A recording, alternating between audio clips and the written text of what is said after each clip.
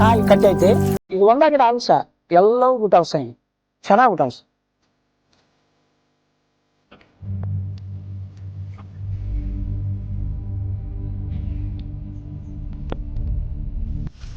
ನಮಸ್ತೆ ರೈತ ಬಾಂಧವರೇ, ನಮ್ಮ ಹೆಸರು ಶ್ರೀನಿವಾಸ್ ಅಂತ. ಮಾಸ್ಕೇರ್ ಇಂಡಿಯಾ ಪ್ರೈವೇಟ್ ಲಿಮಿಟೆಡ್ ಕಂಪ್ನಿ ಹೊತ್ತಿಂದ ಬಂದಿದ್ದೀವಿ. ನಾವು ಈ ಏರಿಯಾದಲ್ಲಿ ಸೂಪರ್ವೈಸರ್ ಆಗಿ ವರ್ಕ್ ಮಾಡ್ತಿದ್ದೀವಿ. ಹರಪನಹಳ್ಳಿ ತಾಲೂಕು, ವಿಜಯನಗರ ಡಿಸ್ಟಿಕ್ಕು, ಬಡಾಯಿ ಸಾಹೇಬ್ರು ಅವರು ಫ್ಲ್ಯಾಟಿಗೆ ಬಂದಿದ್ದೀವಿ. ಇವ್ರಿಗೆ ನಮ್ಮ ಕಂಪ್ನಿ ಪ್ರಾಡಕ್ಟನ್ನು ಇವ್ರಿಗೆ ನೀಡಿದ್ದೀವಿ. ಈ ಪಪ್ಪಾಯಿ ಫಸ್ಟ್ಗೆ ಇವರಿಗೆ ಈಲ್ಡಿಂಗ್ ಬರ್ತಿದ್ದಿಲ್ಲ. ಆಮೇಲೆ ನಾವು ಈ ಥರ ವಿಲೇಜ್ಗಳಲ್ಲಿ ವರ್ಕ್ ಮಾಡೋಕ್ಕಾರ ಫ್ಲ್ಯಾಟ್ ವಿಸಿಟ್ಗಳೆಲ್ಲ ಮಾಡಿದಾಗ ಇವ್ರು ಪರಿಚಯ ಆದರು. ನಮ್ಮಲ್ಲಿ ಭಾಳ ಹೂವು ಮಗ್ಗು ಎಲ್ಲ ನಿಲ್ತಿಲ್ಲ ರೀ, ಭಾಳ ಡ್ರಾಪ್ಔಟ್ ಆಗ್ತೈತೆ ಅಂತ ಕೇಳಿದರು. ನಮ್ಮ ಸಜೆಷನ್ ಹೇಳಿ ನಮ್ಮ ಕಂಪ್ನಿ ಪ್ರಾಡಕ್ಟ್ ನೀವು 1 ಎಕರೆಗೆ ಯೂಸ್ ಮಾಡಿರಿ, ಹೆಂಗೆ ಬರುತ್ತಂತ ನೋಡಿರಿ ಸರ್ ಅಂತ ಹೇಳಿದ್ವಿ. ನಾವು ಪ್ರಾಡಕ್ಟನ್ನು ಕೊಟ್ಟ ಮೇಲೆ ಈ ಥರ ಕಾಯಿ ಮಗ್ಗು ಹೂವು ಎಲ್ಲ ಚೆನ್ನಾಗಿ ಕಟ್ಟಿದೆ. ಬುಡದಿಂದನೇ ಹಿಡಿದು ಸೈಜು ಎಲ್ಲ ಚೆನ್ನಾಗಿ ಬಂದಿದೆ. ಇವರಿಗೆ ನಾವೇನು ಗೈಡೆನ್ಸ್ ಕೊಟ್ಟಿವಿ ಅದೇ ಥರ ಪಾಪ ಇವರು ರೈತರು ಕೂಡ ಫಾಲೋಅಪ್ ಮಾಡಿದ್ದಾರೆ. 1 ಎಕರೆಗೆ ಫಸ್ಟ್ ಯೂಸ್ ಮಾಡಿದ್ರು, ಎಲ್ಲ ನಾವು ಹೇಳ್ದಂಗೆ ಸಜೆಷನ್ ಮಾಡಿ ಕೊಡ್ತಿದ್ದಾರೆ, ಸ್ಪ್ರೇ ಮಾಡಿಸ್ತಿದ್ದಾರೆ, ಟ್ರಂಚಿಂಗು ಮಾಡಿಸಿದ್ದೀವಿ. ಈಗ ರೈತರಿಗೆ ಕೇಳಿ ನಾವು ಅವ್ರ ಅಭಿಪ್ರಾಯ ಏನೈತೆ ಅಂತ ಕೇಳಿ ತಿಳ್ಕೊಂಡು ಬನ್ನಿ. ನಮಸ್ತೆ ಸರ್. ನಮಸ್ತೆ. ನೀವು ಕೊಟ್ಟ ಮೇಲೆ ನಮ್ದು ಚೆನ್ನಾಗಿ ಬಂದ ಸರ್ ಇಳುವರಿ.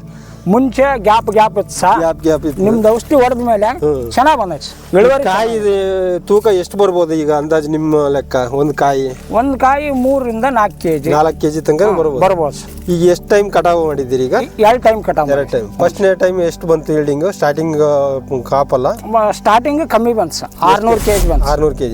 ನೆಕ್ಸ್ಟ್ 2ನೇ ಕಟಾವು ಮಾಡಿದಿರಲ್ಲ, 9 ಟನ್ ಬಂತು. 9 ಟನ್ ಬಂತು.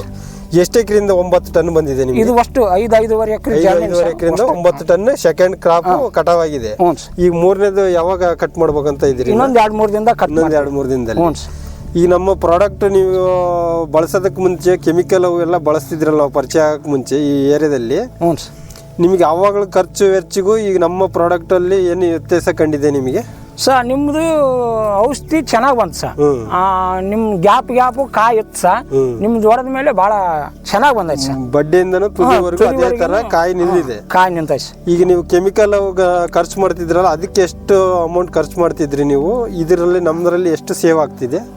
ಅದು ಒಂಚೂರು ನಿಮ್ದ ಪರವಾಗಿಲ್ಲ ಸರ್. ಅದು ಖರ್ಚಲ್ಲೆಲ್ಲ ಲೆಕ್ಕ ಹಾಕಿದ್ರೆ ಕಡಿಮೆ ಖರ್ಚಲ್ಲಿ ಜಾಸ್ತಿ ಇಳುವರಿ ಬರ್ತೈತೆ.